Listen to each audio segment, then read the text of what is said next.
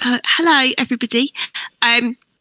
So I was just thinking for today, if we just kind of have a chat and like run through what pack is, and then have a play with this really cool thing, to like show where like I was thinking of hiding the bit that tells us where pack is, and then we can like have a chat about like how we move things, how that then changes the pack.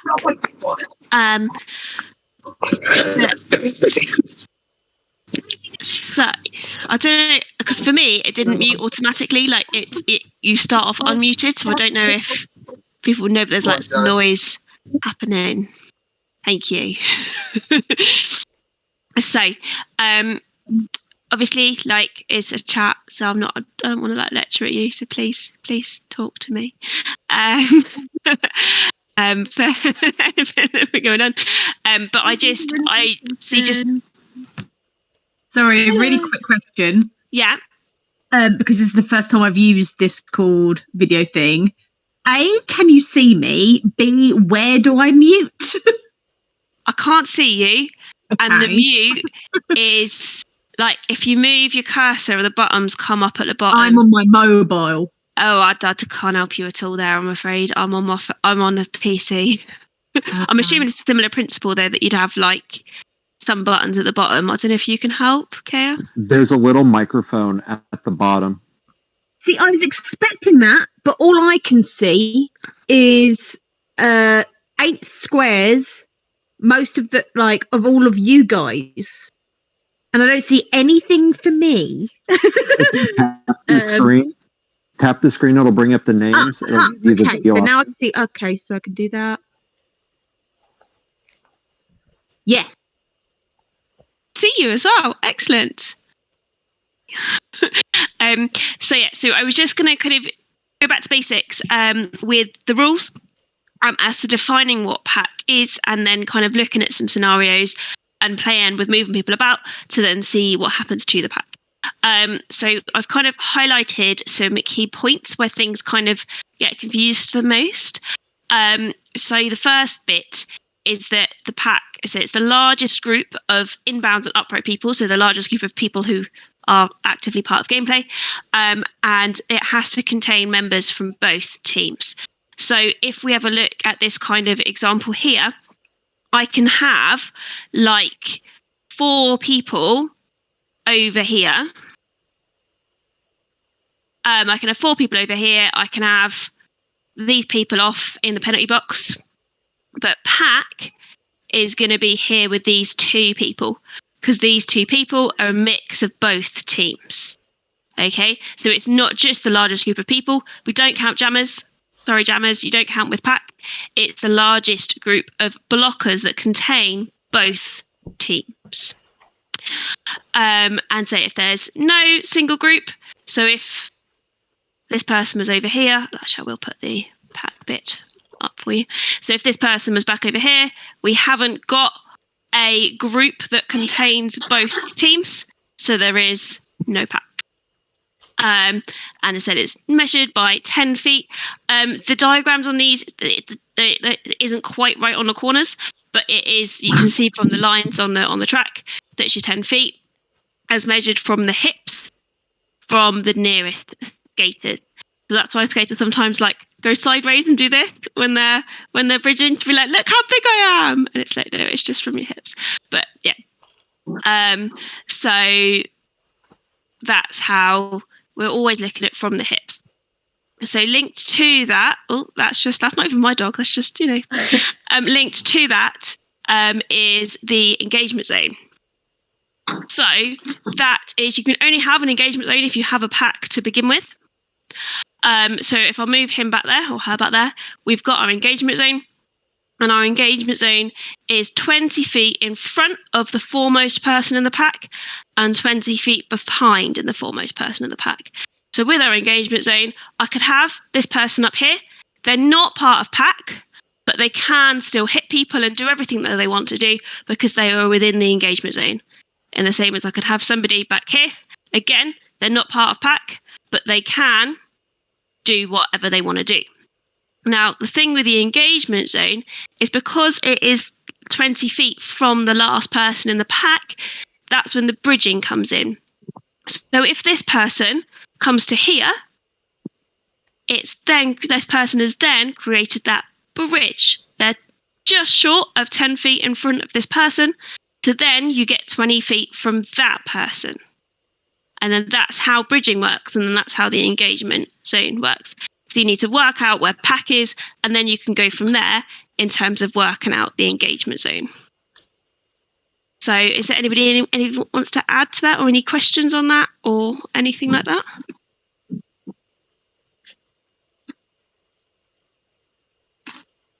Okie dokie. So I was going to look at some scenarios that you're most likely to come across in terms of kind of weirdness with the pack. So not going to do that one. We'll come back to that one. I'll have this one. So here is kind of a standard thing that you might see in that you've got a wall with an offense and a jammer, and then another wall with an offense and a jammer. And we can see that all of these skaters are in the pack because these two are within 10 feet of each other. So everybody there is in pack. If this person comes around over to there, we don't have pack anymore. Does anyone want to, why don't we have pack anymore? What would we call with this? So it's a split pack. Yeah, it's a split pack. There isn't a single group of skaters, the single largest group of skaters that contain both teams. Both groups contain both skaters, and both groups are equal size. So both groups contain 4 skaters each. If this person wasn't here, then we have pack again. Our pack is here, and then these guys are just within the engagement zone. Okay, so that's when your split pack happens. It's when you've got equal sized groups, more than 10 feet apart, with skaters in both groups. So this is when you have, because it looks so close, and I personally really struggle in terms of is it just 10 feet? I think I and some of them new refs might do the same. We're a bit short and I think that's within 10 feet, but then obviously Nerd says it's not. So that's hard. Yeah, so you've got the lines. Obviously, this is a very close, and most refs would question about calling that, but with them moving so quickly, they don't tend to be statically like that. So normally they would be shifting, and then you wouldn't normally be thinking about. It's like here when you can clearly see there is a 10-foot gap that you're then going to be shouting the no pack. Obviously, some refs you've got the lines there. But I wouldn't worry in terms of being a newer skater, sort of beating yourself up that you're not calling a no pack in this situation. It is very close. But it's just looking at those kind of shapes to recognise. So yeah, and when they start to kind of, normally you might have a jammer pushing here, and then these guys are starting to creep more and more over here, and you can really see that between this person and this person, that is more than 10 foot, and then that's a no pack. So with this is then when you would have maybe this person just coming back a little bit to bridge, but you'd think that this person comes back a little bit to bridge, or just come back to join their team there. And then again, you've got pack at the back, and then these people are in the engagement zone. Okay. And then this can quickly turn into potentially something like this, which is when you've got a big old bridge. And with this, sometimes the hardest thing to call is whether it's a no pack or whether it's an out of play, because they can kind of look sort of similar, but they are very different, and skaters have to do different things with the different calls. So here, your pack is these green skaters. These people are making up pack. We've got a mix of both teams, and they are within 10 feet of each other. And then you've got the people here. These are not in pack. They're in the engagement zone, but they are not making up. They're not part of pack. So the issue comes with this, especially, is if this gap here edges more than 10 feet. So if this person comes forward a little bit too much, you can see I only brought them forward just a little bit. This is now more than 10 feet. We can see that the engagement zone is now counted from this person. So even though this guy here hasn't moved, because they've lost that bridge, this person isn't part of the pack, then that shortens the engagement zone. So here you've still got pack, but this blocker needs an out of play warning and the jammer goes free. Okay. So that happens quite a lot in terms of this person just trying to edge and then it being out of play.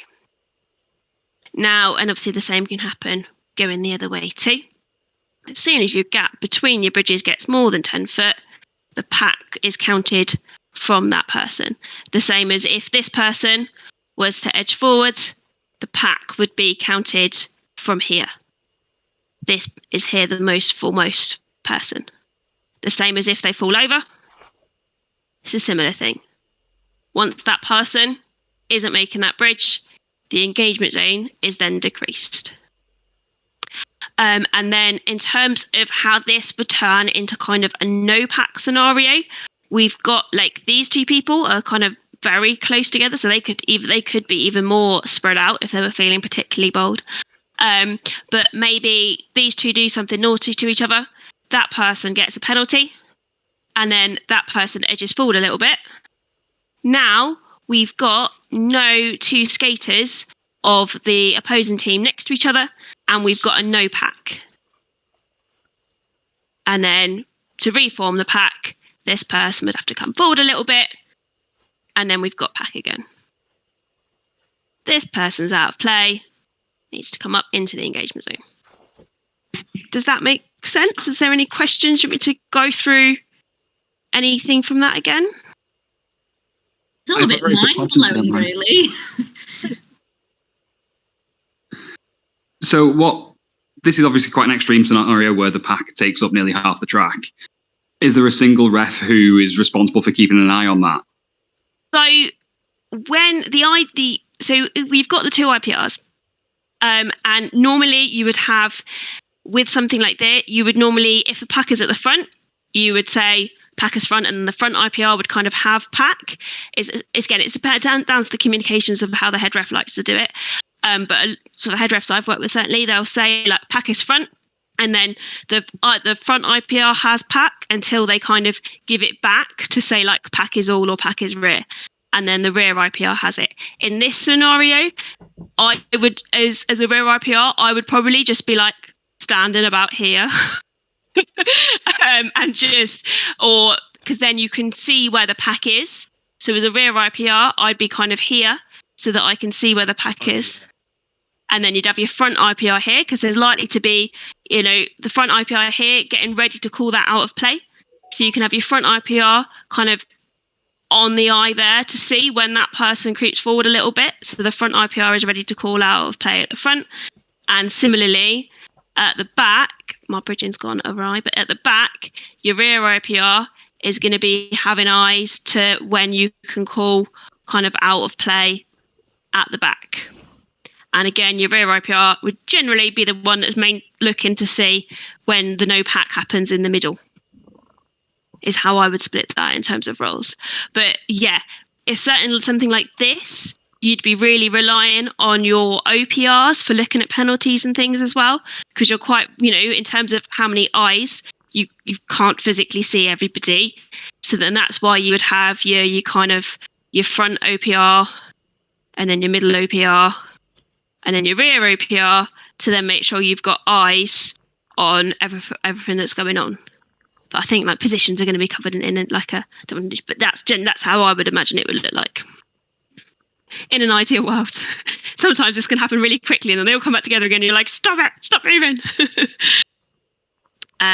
So another interesting thing is when it's like this, is if you have like everybody falling over in the middle. So that's always fun. So if it's like this, and then this person falls over. Like, it just needs one person to fall over, and we can see we now don't have those two opposing skaters within 10 foot of each other. And then it can be quite hard when someone falls over, because like your pack brain, you still count them because they're still like a body there, but you kind of have to remember that they are a body there, but they're not like doing anything useful in terms of pack. They don't actually exist until they obviously stand up again, and then they can immediately make pack again. So sometimes you do that a lot. You're like, no, right, our pack is here. So when that person fell down, Yeah. they destroy the pack and then get a destruction of pack penalty. So you only get destruction of pack penalties if it's considered like a deliberate act. So you don't get a destruction of pack penalty for falling over. If that person took a knee, then yes, they'd get a destruction of pack penalty. So even if all they did was to roll forward slightly and that destroyed the pack, they wouldn't get a penalty for it? No, because that's just kind of part of gameplay. So in terms of destruction, that's it. We can use that nice example here. If this person just sort of gradually like ambled backwards by accident, then that's not a destruction of pack penalty. That's just part of general gameplay. If they're here and they decide, oh, I want to go and help my person there with the jammer, and sprints backwards like that, then they'll get a destruction penalty, because that's a deliberate action that destroys the pack, rather than just part of general gameplay having a bit of a, shift in position. That's not enough of a movement to warrant a destruction of pack penalty. It has to be like a deliberate action, not part of kind of the general pack speed, not part of the general movements. And the same as if, obviously this person can come to here, and again, if they blocked this person off, if this person blocks that person off, then again, that's not a destruction penalty. You're allowed to hit people off track. Mm-hmm. You've then, obviously, there would be a no pack call. So because there's a no pack call, this person can't then, obviously they can skate backwards to resume to reform pack. But say during a no pack, the blocker's primary function is to reform pack. So they can't be doing anything other than reforming pack. In this instance, this person could skate backwards because that would reform the pack. But if there was only people like up the front, and now that's back again. Go away. Right. If there was only people in front, then this person wouldn't be allowed to recycle my man here until pack was reformed. Okay. Because blockers have to reform the pack, which is if you're at the front, that means stopping, and if you're at the back, it means skating forwards. Mm-hmm. So for me, this really, this really emphasises kind of that everyone should be mindful of the pack. So for me, certainly as a skater, it's not, for me, I see it's not necessarily a deliberate action to break the pack, but more of a disregard. Yeah. So they've forgotten about the pack, and I'll go help my mate at the back. But that's a really good example. Thank you. Yeah, that's where we see the destruction penalties the most. Is the I'm going to go help my mate at the back is when you get them the most. So there we go. So it's if a skater's illegal action destroys the pack, or if a skater's action prevents or delays the reformation of a pack, then the skater should be penalised.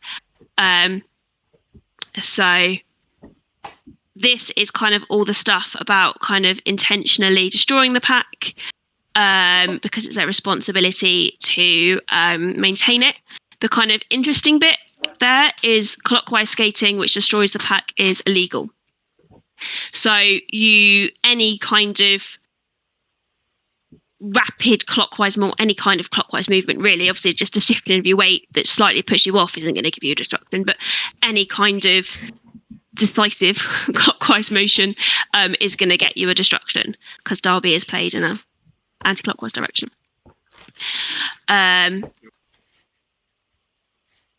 So another scenario that I was going to look at was this one, which is actually in the casebook, and it's one that they've put together to kind of demonstrate these things.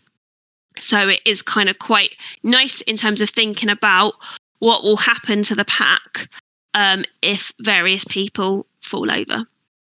And what will happen to the pack and the engagement zone. So we can see at the moment that these two are out of the engagement zone. So they would have to return once given that warning. And if they don't return, then they get a penalty. And these people here are within the 10 foot of each other just. So these people in green are making up pack. And we've got these are in the engagement zone, so we're in play because they're 20 foot from our last pack marker here.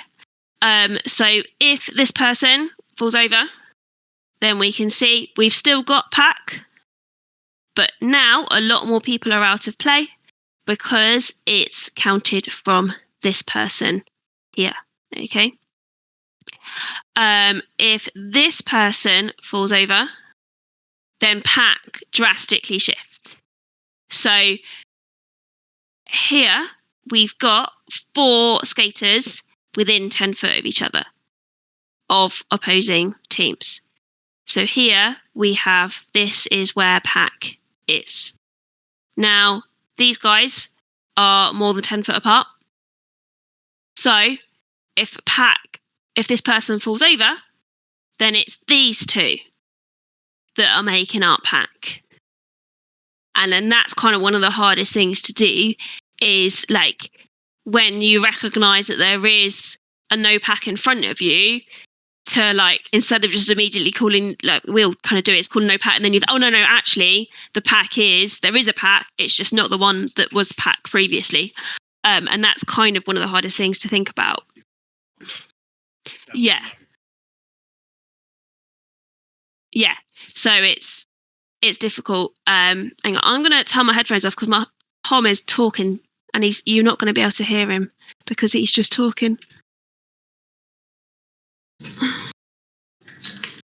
Hi. So, now let's stand this person back up, and we can see what happens when this person falls over. So now we can see our engagement zone is drastically, reduced because we're just counting it from this person here. And then we can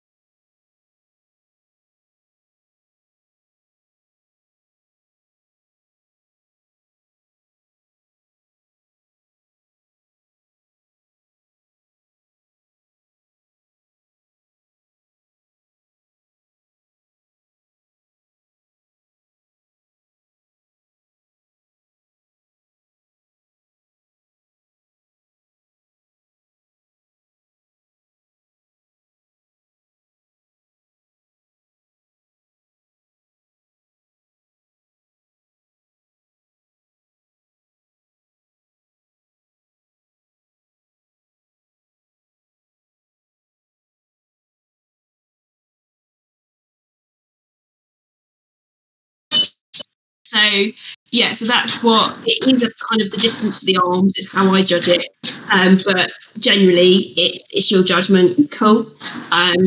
In terms of the mistakes that I think, like actual kind of repping mistakes, is it's the whether it's kind of it's the whether it's like a no pack or an out of play at the front. That makes sense. So with this, it's like, you know, that this person is in play. Caution about Basil. This person is in play, and as soon as that person moves slightly off, then this person is out of play. And even though this might not be 20 foot, it's this that's more than 10 foot. And then that can sometimes be a mistake that people make in terms of getting the 10 and the 20 foot confused. And then what call you do, some people sort of panic and say no pack. Oh no, just because what you're looking at is no longer in play. There is still a pack. It's just the people at the front are out of play. And yeah, just wanted to just very quickly make sure everyone's happy with the difference between out of play and no pack. So in out of play, the blocker has to let the jammer go and has to return to play. That's the rules. If you're called out of play, then that's it. Return to pack. Do not pass go, return to pack. If it is a no pack situation, so if I'll line up what can be a common no pack situation in this way. So if there's a no pack situation, then it's a bit different in terms of what the blockers have to do. And I say this as both a skater and a ref. So here we've got a no pack situation. Now the blockers at the front don't have to move. They don't have to let the jammer go. They don't have to move aside to let the jammer go. They're not allowed to actively block the jammer. So if they're kind of all off to one side like this, and the jammer is here, and the jammer here's a no pack, and he's like, hey, I'm free, then this person isn't allowed to be like, no, you're not. They're not allowed to actively block. But if they're all here like this, and the jammer is just sort of stuck in behind the wall, and there's a no pack called, they don't have to let the jammer go. They're not allowed to give a good old whack on the jammer, but they don't have to move out of the way. And similarly with these guys, they have to move forwards until they are within that 10 foot of the front wall. But again, if they kind of move forward as a wall together, they don't have to let the jammer go. They just have to move forward. And obviously they can just send one to move forward and make pack at the front as long as somebody does. So in this kind of scenario, I'll move them back, you kind of see two things. So firstly, when you call a no pack and they just ignore you completely, which is disheartening. And then if they're just ignoring you completely, then it's these guys are going to get a failure. Somebody in this wall, you just sort of pick one. You pick the one that's closest to this wall, but if they're all exactly equal, just pick one. Then you pick the shiniest helmet. So somebody in this wall is going to get a failure to reform. And especially if these guys are still kind of moving sideways and actively blocking this person, someone on this wall is going to get a failure to reform as well. I generally do it with a rule of thumb, is if I have to say it twice, someone's getting a penalty. Just in terms of the timing, so if you say it once, no pack. If it's getting to a point where you're saying it again, then that's too long. They have waited too long to get that to move, so someone's getting a penalty. And so it's the back wall would get a penalty for not moving forward. And again, if this front wall are doing stuff other than just sort of standing still and solidly, maybe with a jammer behind them, then they're going to get a penalty too, until somebody moves forward to reform that pack. And likewise, with this front wall, again, it's the speed of doing it, which does say it here. So they have to move forward. And says, if an immediate action is not sufficient to reform the pack, additional effort is required. So on the first no pack, these guys could just sort of be pushed forwards And then there's another pack again, and all is dandy. So you would pick the one that I'd pick for a failure to reform. You pick the one that's most easily able to reform. So I would, pick the person that's the most furthest forward. But if they're all in for some odd reason a flat formal, but you would probably it's going to be one slightly further forward that you can pick to give the failure to reform penalty to. But yeah, so if after you're going to say it again, no pack, and there's still nobody moving forward, that's when they have to get their skates on, so to speak, and actually make a proper effort to reform the pack. Lizzie, that say it twice thing is really helpful in terms of kind of, when to call a kind of, a failure to reform. I'm just curious, in terms of the skaters at the front, so you said they're not allowed to actively block, but in terms of positional blocking, so say they're already in front of the jammer and maybe they just sort of straighten up a bit, but they don't move. In that positional blocking, is that still okay? Or do they need to put their hands up and turn around and actively disengage from the jammer? Yes, that's what's in the difference between an out of play and a no pack. So an out of play, that's when they have to put their hands up and disengage. In a no pack, they're allowed to stay where they are in front of the jammer. They're not allowed to reinitiate contact with the jammer, because then that would be an out of play block. But, at the front of the wall, they're meant to stop, because the front wall has to stop, or as it says, posting or stopping. So they're allowed to stay in front of the jammer. They're just not allowed to reinitiate with a big whack on the jammer in a no pack.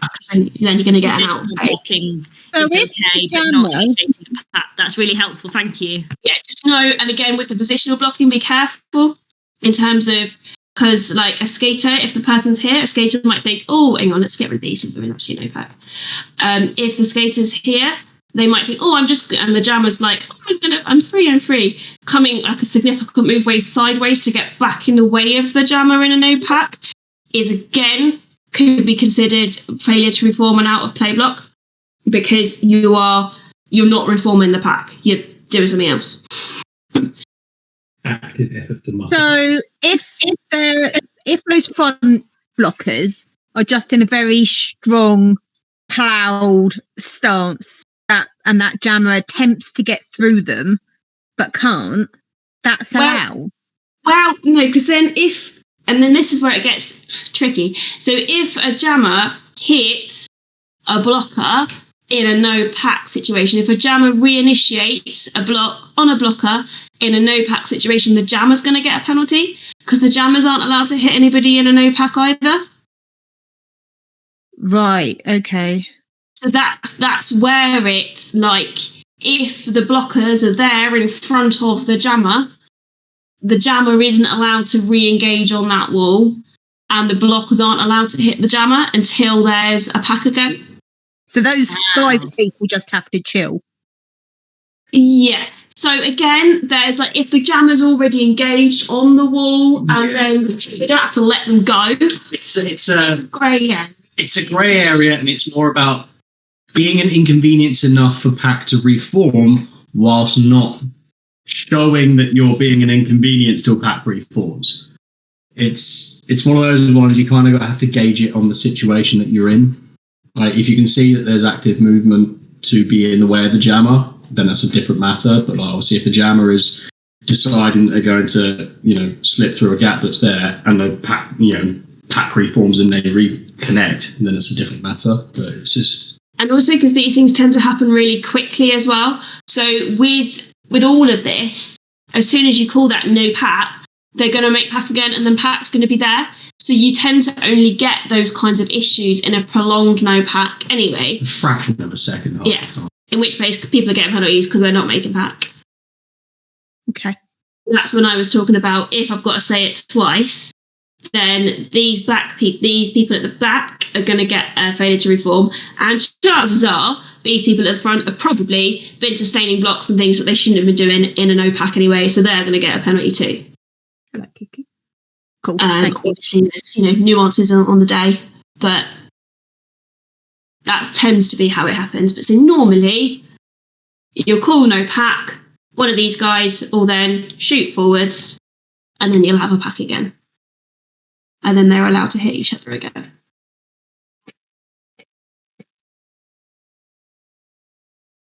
Don't know if there's anybody else wants to kind of add anything to that. Is there a chat? I can't see a chat. I can see the chat. There we are. This is on the giving the jammer the penalty. I had several people say, "I'm the jammer. I can hit them." Just this weekend, we had the jam starting for the first 10 seconds off it. There was no pack. Penalties were given for that, but the jammers ran straight into the wall and then got very upset when I gave them a penalty. Yeah. Is that a new penalty? No.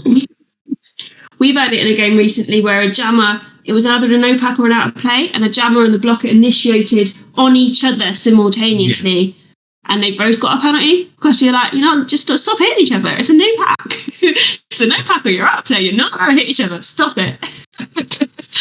And they were both very well. We were all very confused. I was a skater in the penalty box at the time, but he was. I was the fault for that one. And the person I assigned the head ref come over and say, like, if this happened, these two people have hit each other, who gets the penalty? And it's like, there was the question of like who won out of it, but neither of them won. So they both just chose to hit each other outside a pack. And I had to go to like one of our NSO people, who's like the dictionary for rules, to be like, who gets that? I think it's both. Am I right? I was like, yeah.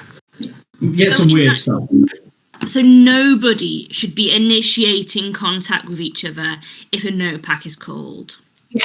So whilst there's a no pack, no one should be initiating contact with each other. The issue comes slightly in that, so technically, so you call no pack, and then as a pack ref, the next thing you should say is pack is here or no pack again. Okay. So even if there are penalties and things, you should tell them that there is a pack again before you then start issuing any penalties, because in theory, they shouldn't be doing anything until there is a pack again. And they only know there's a pack again if you tell them there's a pack again. Now, however, if you call no pack and then they hit each other, but like you've made a mistake and there is pack, or they've reformed and hit each other before you can say pack is here, then they haven't done anything wrong. There was actually a pack, and that's fine. But in terms of for a skater, I would always tell skaters not to do anything until the ref has called pack again. So jammers can still hit other jammers, and that's why I get them saying, "But I'm allowed to hit people." And it's like, no, not when they're not in the engagement zone, and if there is no pack, there is no engagement zone. Yeah. So yeah, that's the rules. I just had a question. In this situation, if purple blocker 2, if they're the only skater in that pack that makes the effort to reform, to make the pack again, is that okay? Like, if the others just sit there and don't do anything, or do the others need to look like they're doing something, or at least try? That's probably a tactic. As long as somebody is reforming the pack, the issue is just making sure that the comms are good enough so that that person does reform the pack, if that makes sense. So yeah, but as long as packs again, we're happy. As long as, because especially if it's because it can be, if they're quick enough and they can just reform pack, then pack is there again and everyone's happy. The extra effort bit is if immediate action is not sufficient to reform the pack, additional effort is required.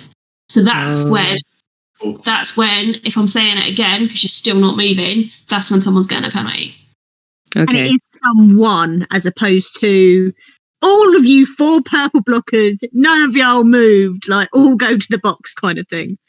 So it's just the person who's, so in this scenario, it would be the one that you're like, you could have done it. Yeah, so you they're go. They're the closest to reform. Yeah, and there is the possibility that all four of them could get the penalty if they all four do. If you give a penalty to one and then the others still don't make it, you do issue it to another. But there has been scenarios where the only person left on track is only there because they're queuing to go to the bin. Yeah. So yeah, if they're just not moving, and then I get it sometimes when they're bridging and they think that they've made pack in terms of 10 foot, and then they still haven't made pack. So they don't want to. Let's get the scenario together. So if we've got, it's normally if you've got kind of people sort of at the front here, and then it's this person here. So we can see this person obviously needs to be within 10 foot of that wall to make pack. So, but they, as tactically, want to be as kind of far forward as possible to allow the bridging to happen. So what happens is that this person edges forward, you call a no pack, they sort of edge a little bit, and then they're looking at you like, I did it. And then you're like, no, you didn't. And then you call a no pack again because they still haven't made pack. Now, if they've made a movement and then it just hasn't, they have made an effort to reform the pack. And also in this scenario, they've moved that way for a no pack.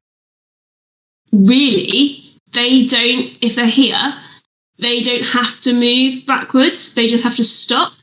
The onus is on these guys to move forwards to make that pack.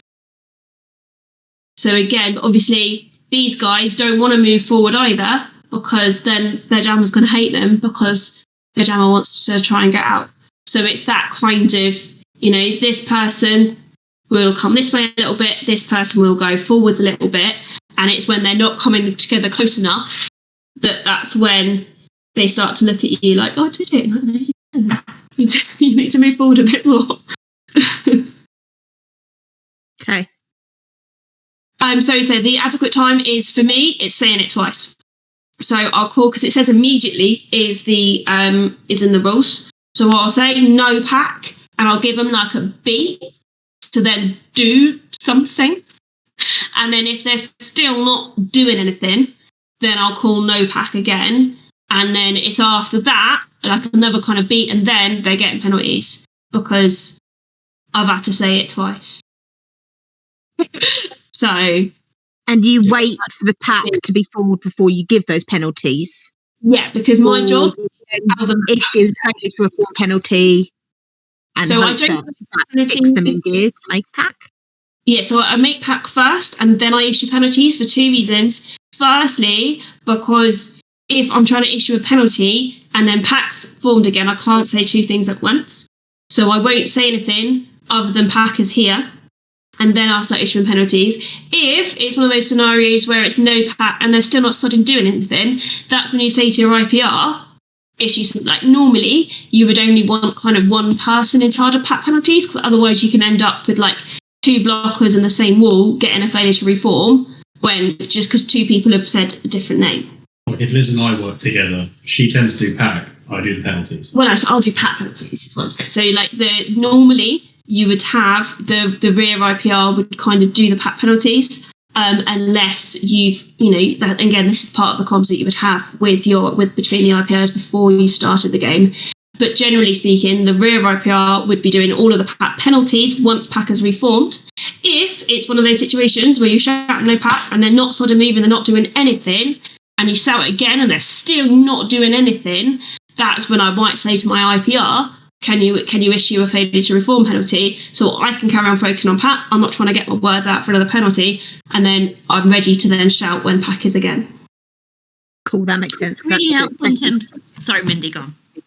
No, I was just saying thanks. That makes it really clear, and it's nice to know there's a yeah. Yeah, I was also going to express thanks, but that's really new and helpful for me in terms of that dynamic between the rear IPR and front IPR, in terms of, I keep pack, they issue penalties, which, I've not come across that before, but that makes a lot of sense. Yeah, in terms of, and what Tom was talking about in terms of penalties, that's more based on like, so obviously I'll do all of the pack penalties. So again, there's not two penalties happen, like two failure to reform penalties happen into the same blocker. So I'll do those kind of penalties. But he was talking about more in terms of, as a rear IPR, your main job is pack checking. There is pack, doing pack related things. So Tom as IPR, front IPR, will do most of like the contact based penalties, because that will be, in my brain will be on pack. And then his brain is more free to look for the contact based penalties. But again, that's down to your dynamic with, you have that discussion. The comms between the two IPRs is really key about how you want to run things as well. Another question, I'm really sorry. What I've been told previously is that sometimes if it seems the pack is at the front, then rear IPR is like, okay, pack is front. Yeah. And the responsibility for keeping pack transfers to the front IPR and their hands go up. Does that sound about right to you, or That's the best way of doing it. So then that's kind of about bouncing the pack. So if we do, let's do that as a scenario. So say we've got this sort of situation here, maybe, and we'll say that these people aren't involved. So the rear IPR would say pack is front, and then the front IPR would like mirror that, acknowledge that, like, and then say pack is here. So then everybody knows that like they've got pack. And then rear IPR would then obviously be just looking out for these guys maybe coming out of play, or kind of any penalties or whatever. Then if shenanigans occur, so then this person might go back over to here, and then the front IPR would say pack is rear, and then the rear IPR would be pack is here. So then the pack is back with the rear. And again, there might then be further shenanigans where everyone is then all back together, and then it would be pack is all. The really fun time is when, I've done it before, is when the front IPR and the rear IPR both declare pack is here, and then you look at each other and you're like, so that happens. That's fun. It's not fun. Split packs are unlikely. So split packs are just like the absolute worst. They mess with your brain. So I will set up. Hang on, I think I've already got a split. I've got a very near split pack set up already, I think, with this one. Yeah. Okay. So this is currently not a split pack, just because I was asked about a split pack bit. So this is currently not a split pack because everybody is in pack. As soon as there's more than 10 foot between them, like say this person went over to this side of the wall, now we're in a split pack because we've got two groups of 4 skaters, so the same size, and each group has a mix of skaters within it. So then this would be a split pack. And then you would have to, it's treated the same as a no pack. So it's no pack split. And again, these guys would just have to stay still, and then these guys would have to come forward. It doesn't actually matter which one of the teams, whether purple or yellow come forward, because it's then still making a group of 5 of mix, and then a group of less than 5 at the back. So then you've got your pack again, and everyone's happy and they can hit each other again. So, and then this is so you see these guys are in pack. Let's move back a little bit, and then you can see packers at the front, and then we've got these guys are just in the engagement zone.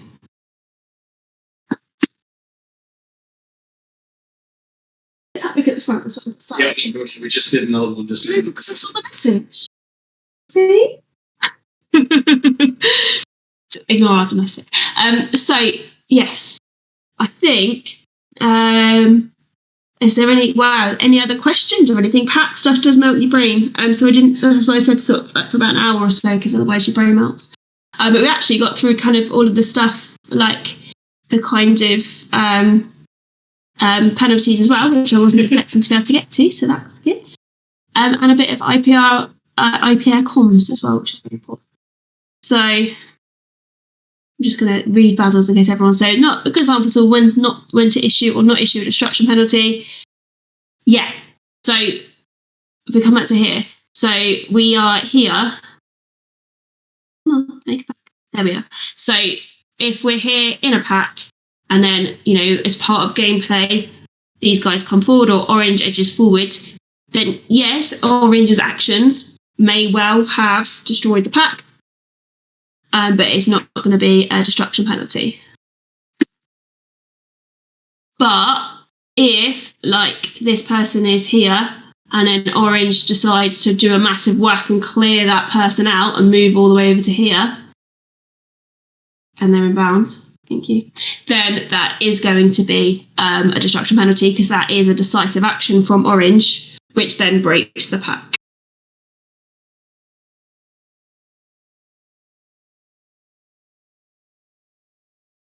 But again, we noticed if you push them all the way out of bounds, it wouldn't be a problem, because there's still a pack, because the whole issue is a split pack, and then this is where split packs melt your brain.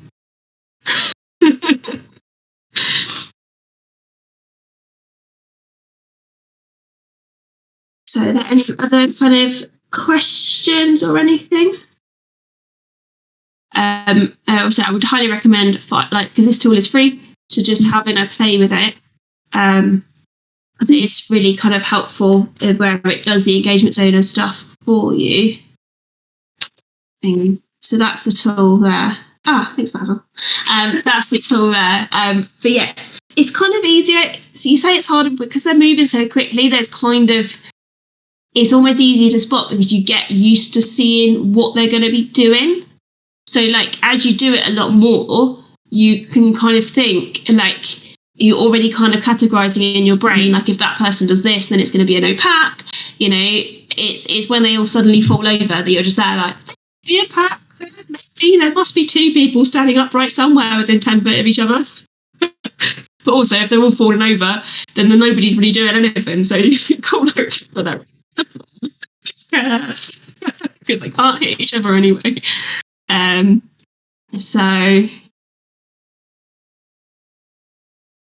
yes. I don't. Is there a recording? I don't know how to. Somebody cleverer than me, I'm sure.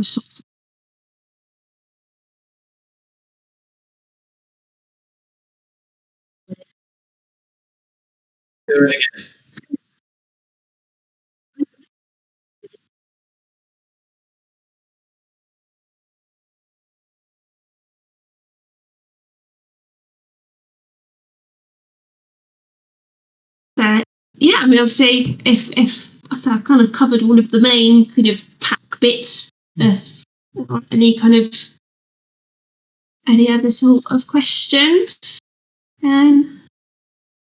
everything from this point on is basically nuance. Yeah, it's just weird scenarios where they do odd things for no reason. You're like, why have you done that? Okay, fine. But yeah, that's pretty much everything. Unless anyone else any other random questions or anything like that?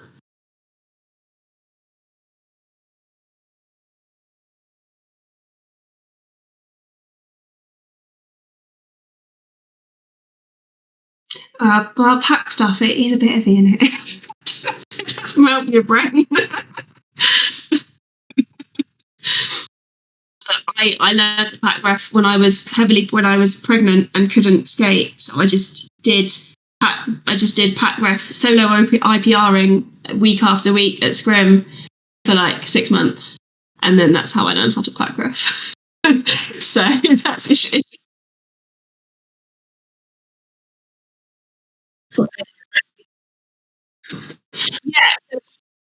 Yeah, that's the only way to do it, really. So I refed before I got pregnant, but I was scared to do pack ref before because it's scary. It's scary.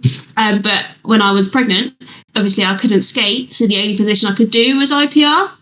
This is just at scrims, so my team scrim weekly. So which is great for learning as a ref and skaters as well, to be honest.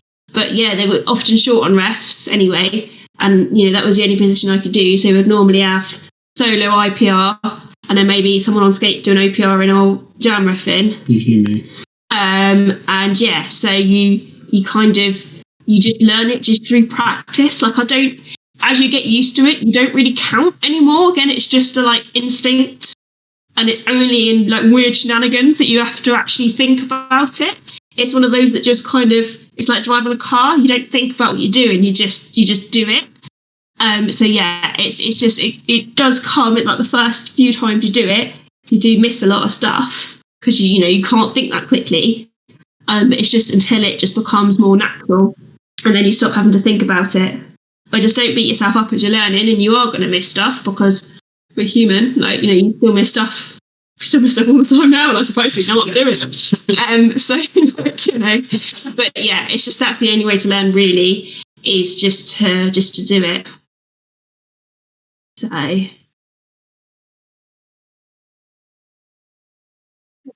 it's just, I mean,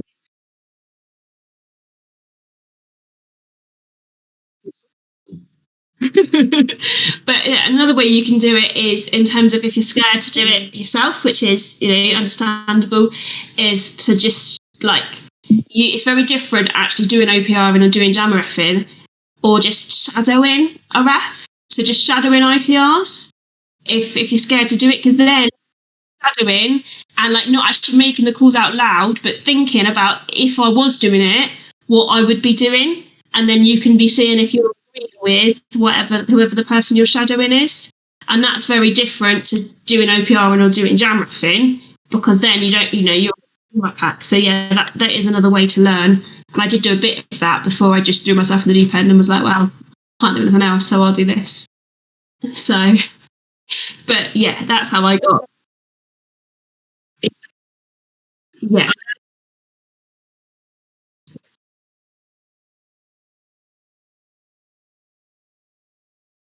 So yeah, that's what it's, yeah. So shadowing whilst somebody else do it. If you're not confident, shadowing whilst someone confident is doing it, it's a really good idea if you've got. If it helps.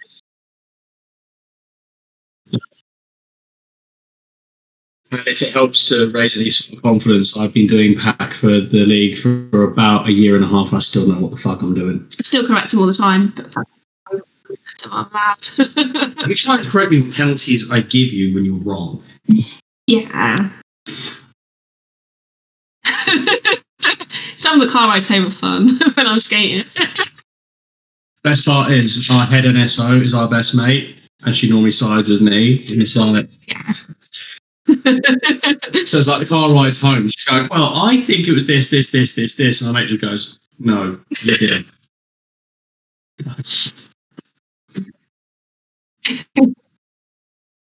But yeah, so you're in terms of your break, like it does become it is a lot of thinking, but the more you get used to it, the less thinking it is. If that makes sense. I think it's that alpha.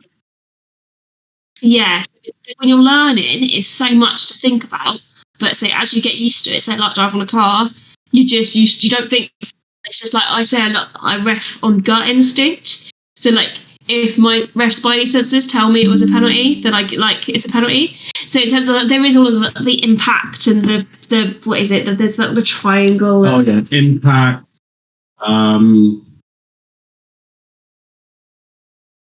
The indicator. And there's all of that, but I literally just ref by spidey senses. And if it makes me feel a little bit sick, then there's an expulsion, and that's generally so much that's an expulsion. It's yeah. But it takes a little while for that to stop having to be. I think it takes ages to get that in. To get past the practice of having to think about it all, for it to just be. That wasn't right. Yeah. Just to quickly answer Elf, like your brain's definitely smart enough. You just need to throw yourself into it. But what you don't want to do is you don't want to throw too much in. So like if your work is doing pack, then just do pack. Yeah. If your work is to so like the way we train refs down where we are is like I'll go. You have this one penalty. That is the one penalty I want you to look at. So if it's a cut, I want you to look at the cuts. If it's back blocks, If you're doing pack. Just look at pack. Forget the penalties. Pack is what you focus on. But spidey senses are not purchasable, unfortunately. They just come with practice. This is why I've retired twice, so he keeps on not letting me. You never retire. And now I'm doing this. So there we are. I'm technically retired. Liz is going to be part of my.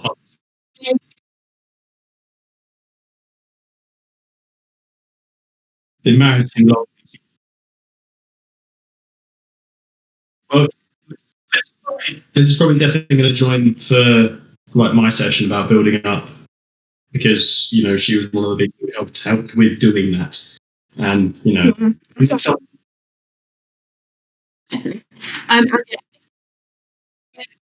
if anyone's local to Portsmouth, like everyone, you're always welcome. We're always welcome refs.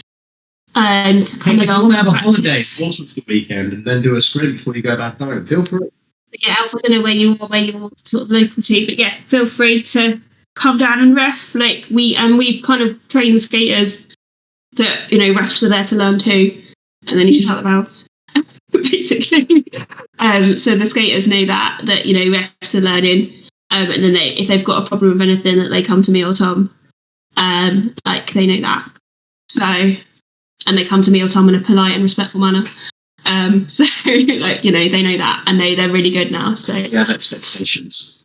But so yeah, people are always welcome to have a trip to Pompey and have a Sunday scrim with us. But yeah, that's how you get better, is practice. Just doing as many scrims as possible, as many games as possible, and not being scared to use your voice. If you need a cry, have a cry, then come back. I've gone to a scrim before, and I took a young ref and made him blow some whistles in a cupboard because he wasn't blowing his whistle because he was scared too. So.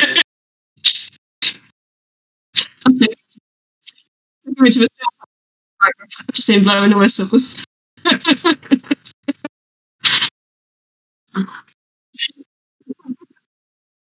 They did. Yeah, and it's.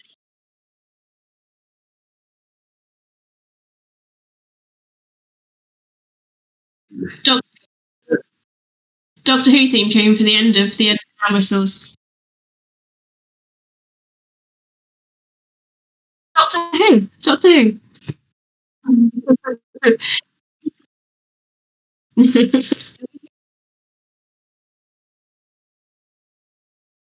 I remember I did a ref boot camp once, and that's generally what we did. We did a how to whistle bit in the ref boot camp. Yeah. You don't just learn it. That's your. Yeah. Thanks a lot.